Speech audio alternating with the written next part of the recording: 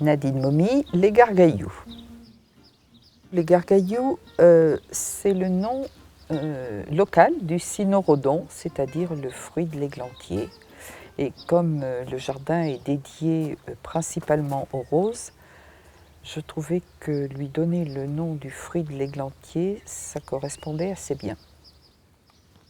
Pourquoi un jardin de roses? Tout simplement parce que je me suis rendu compte que essentiellement c'était une terre favorable à la culture des roses. Or, je les aime beaucoup, bien sûr.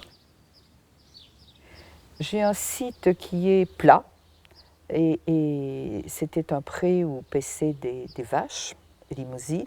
Donc j'ai gardé mon terrain plat, mais par contre la hauteur est donnée par les deux pergolas qui structurent le jardin et sur lequel évidemment il y a une collection de rosiers grimpants de chaque côté.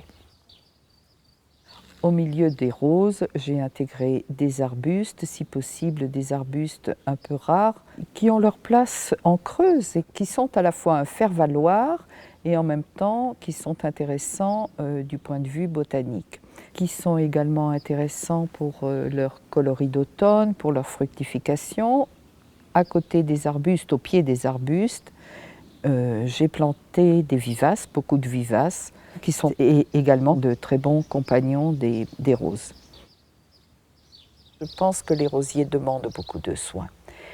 Alors, quand je parle de soins, il ne s'agit pas d'acheter des tonnes d'engrais au supermarché du coin, mais les observer, couper le bois mort, enlever quelquefois les fruits, soit parce qu'ils ne sont pas esthétiques, soit parce qu'ils fatiguent la plante. Il faut aussi veiller à ce qu'ils aient assez de nourriture, donc qui est amenée soit par du fumier des vaches mes voisines, ou tout simplement par le compost, bien sûr, que je fais moi-même. Je voudrais que ce jardin donne une impression de générosité.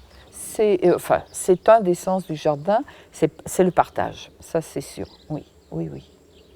J'aime tellement les plantes que je retiens toujours quelque chose du jardin. Même si ce n'est qu'une plante, ou qu'un arbre, ou que la floraison d'une rose ou d'un n'importe quoi, je ramène toujours quelque chose dans ma tête ou dans mon cœur. Et les jardins, heureusement, sont tous différents les uns des autres, comme les jardiniers et les jardinières.